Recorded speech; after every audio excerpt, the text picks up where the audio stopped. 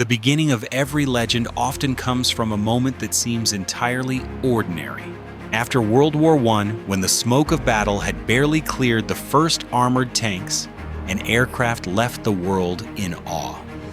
The once mighty rifles suddenly felt useless. And then General John Pershing, a man who had witnessed battlefields drenched in mud and steel, made a bold request: "Give me a gun that can pierce through armor." That request found its way to John Browning, the master craftsman of America, a man whose every design carried the soul of a poet in the world of machinery. Amid the smoke and clang of his workshop, Browning didn't just create a weapon, he forged a legacy. He didn't see guns merely as tools of death, but as symbols of human intellect, standing firm against the storm of war. It was there that the seed of the M2 Browning legend was planted, a weapon that would later become an unforgettable roar in every World War II documentary.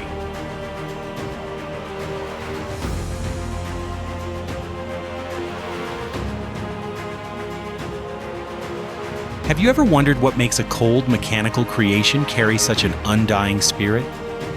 Perhaps it's because it was born from the vision of a man who understood that to preserve peace, humanity must sometimes confront the very power it creates. When World War I ended, the world thought it had already witnessed the full force of firepower. But John Browning thought otherwise. He looked at his familiar M1917 and saw within it a foundation, a seed for something greater, fiercer, something that could change the nature of the battlefield.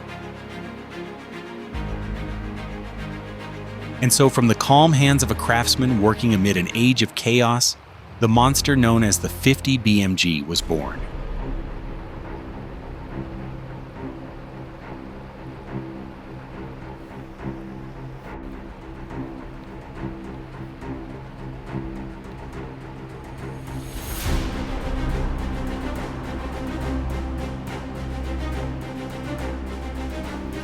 Browning scaled up the entire design from the frame to the cartridge itself, turning the 30 into a 50 caliber equivalent to 12.74 9mm.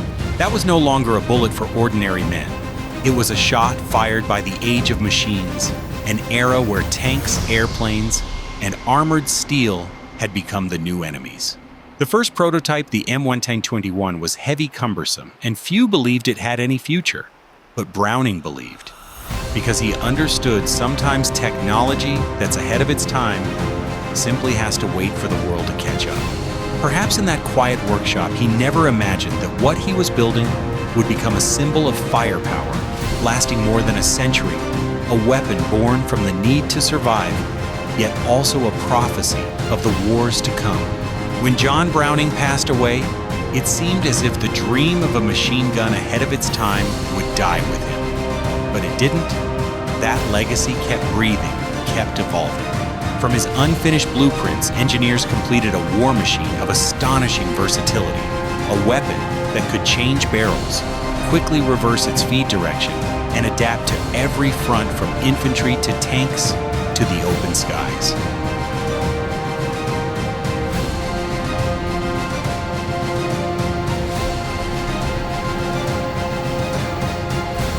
They called it by a name that carried both reverence and familiarity, the M2 Browning Deuce, meaning mother of all machine guns.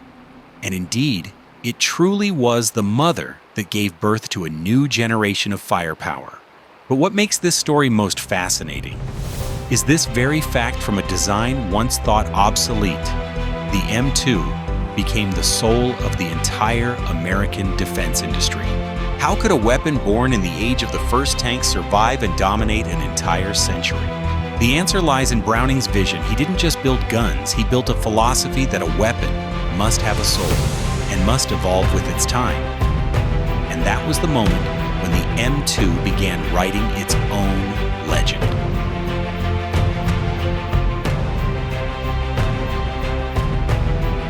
When World War II erupted, the M2 was no longer just a machine gun.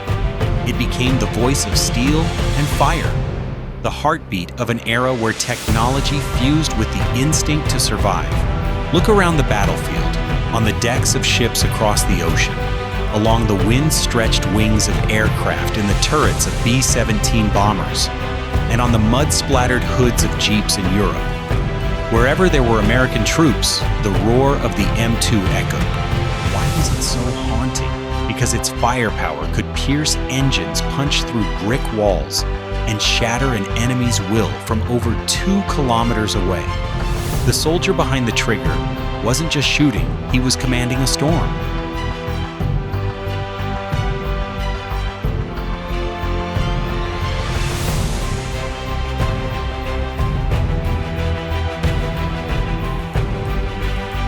John Browning once declared that a gun is not merely a tool, but a way for humanity to shape the balance between life and death.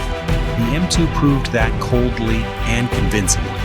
It didn't flaunt the graceful beauty of art, yet it carried its own kind of poetry. The poetry of power, durability, precision, the rhythm of metal beating in sync with a soldier's heart.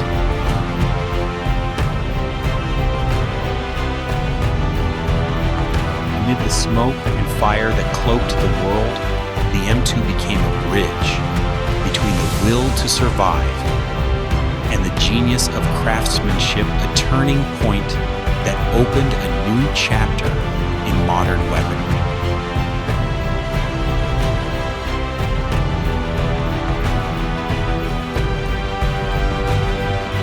And the question for the viewer is this: what makes a design so simple, endure, and perform so flawlessly for over a century?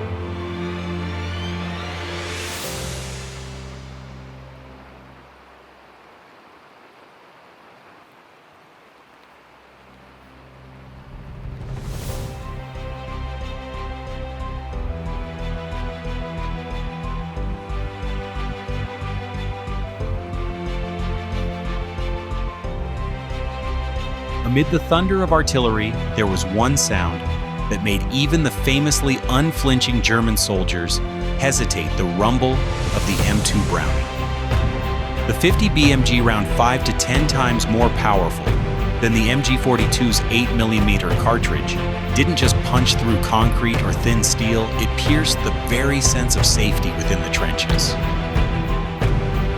A burst of 50s screamed through the air. Every wall, every bunker suddenly felt fragile. Someone once said succinctly, "It doesn't shoot plows." Few words, deep impact.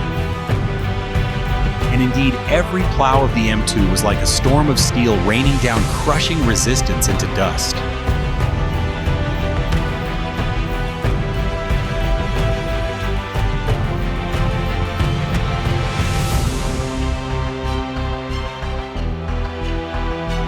Keeps the enemy out of sight.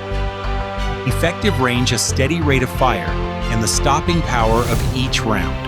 What keeps the audience glued to the screen? Unvarnished truth. The M2 is everywhere, and it does exactly what it was born to do. The operator knows it well. With a small movement, an entire position can be shielded by overwhelming firepower. But they also understand the price, exposing their position, drawing retaliatory fire. Power always carries responsibility and risk. To survive in that hell of steel and fire, the Germans were forced to change how they fought. They no longer dared to charge head-on as they once had. Instead, artillery mortars, even tanks were committed to eliminate a single thing, a single gun.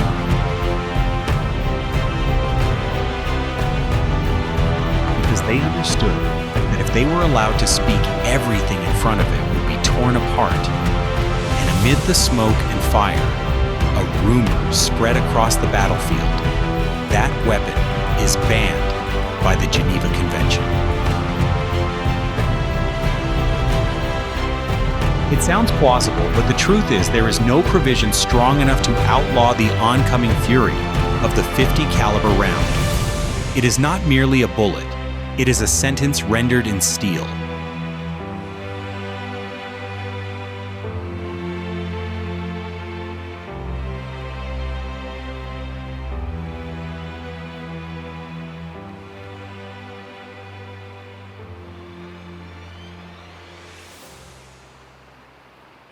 From that moment on, John Browning's story ceased to be merely about a mechanical invention and became living proof of the power and the cost of human intellect when it reaches the brink of destruction. He did not create a mere instrument of killing. He invented a new language, the language of firepower, where each round is a sentence, each burst a chapter, written in glowing metal. What makes the M2 Browning different is not its size or its power, but the philosophy behind it. It does not stop at mechanism. It goes further into the world of ballistics, where every round carries its own purpose. Armor-piercing rounds, armor-piercing, drive deep into steel, ripping open layers of protection once thought impenetrable. Incendiary rounds, incendiary ignite fuel into seas of flame, turning the sky into a furnace of metal. And tracer rounds, tracer leave bright red streaks across the sky like shooting stars plunging through the night of battle.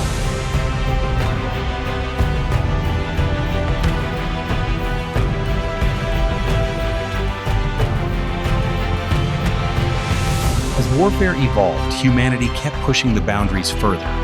New generations of ammunition emerged, more refined, more devastating. SLAP, Sabbated Light Armor Penetrator, with its tiny tungsten core, could pierce through light armor at terrifying speed. And Raufoss, a bullet that combined everything in one armor-piercing, explosive, and incendiary, a miniature nightmare contained within a 12.7mm shell. Each shot now was no longer just an action, but the culmination of decades of evolution, as if John Browning himself were still writing his poem of steel and fire, a poem that never truly ended.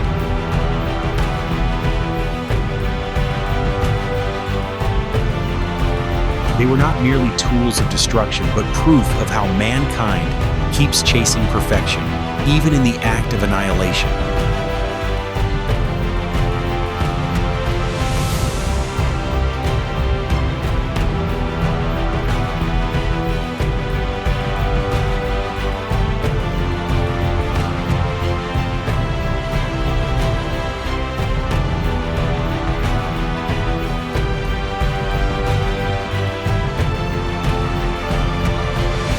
The question arises, where is the line between creation and destruction?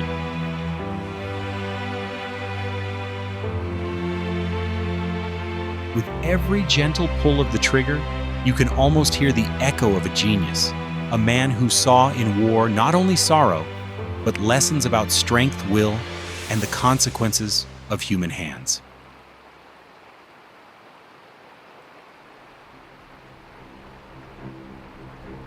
And that is where Browning's legend transcends technology and becomes philosophy, from iron and gears to human reflection.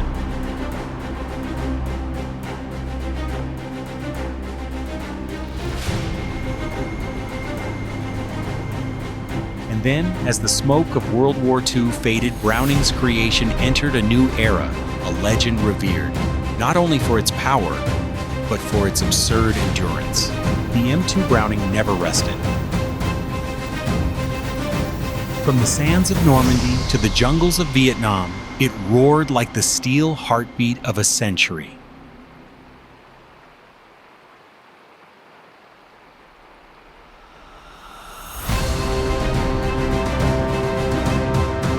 Millions were produced, all carrying the same rhythm, steady, deep, and merciless.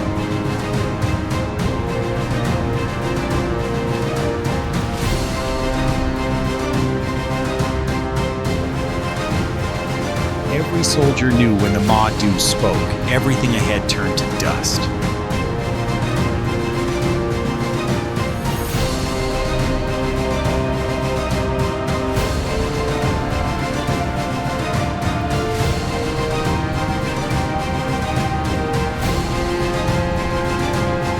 Born from the wild imagination of engineers came the quad. 54 barrels, 4 storms of steel, each second unleashing dozens of rounds like the wrath of metal itself.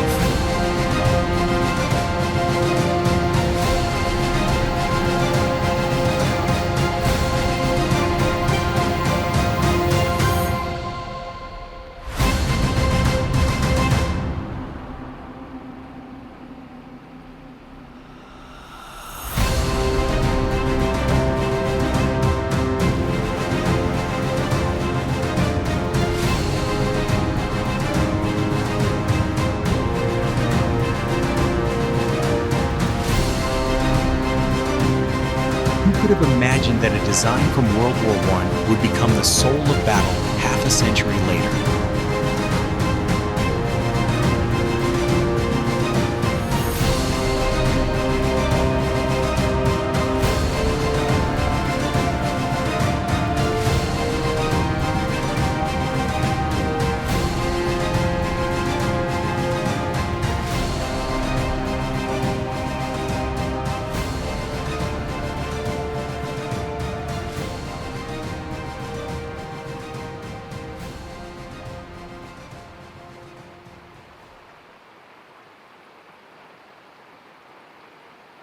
Perhaps that's when people realized Browning's greatest legacy was it wasn't just a weapon, it was the human drive to create something that defies time, continuing to write its own story in the flames of war.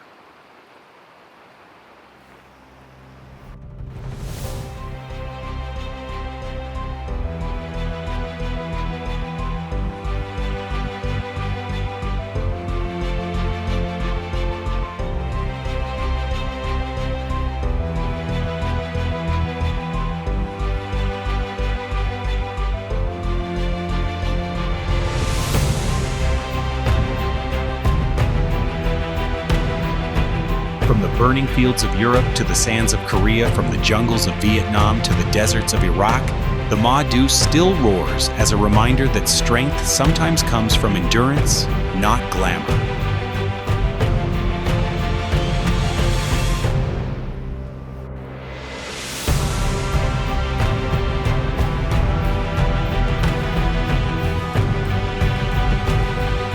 The world has changed. War today is the realm of technology and drones.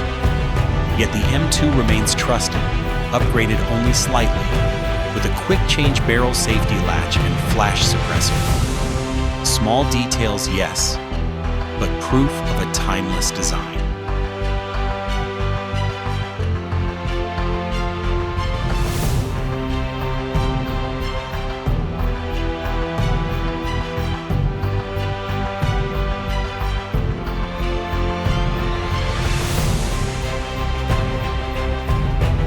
How many inventions from World War I still survive today, still fight, still endure?